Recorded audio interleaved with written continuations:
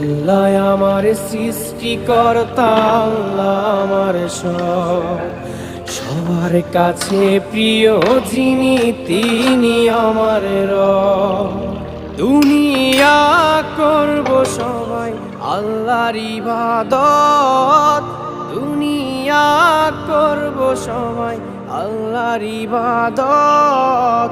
সব কিছুতে দিবেন তিনি তারই রহমত, সব কিছুতে দিবেন তিনি তারই রহমত। আল্লাহ আমার সৃষ্টিকর্তা, আল্লাহ আমার সবার কাছে প্রিয় যিনি তিনি আমার রব।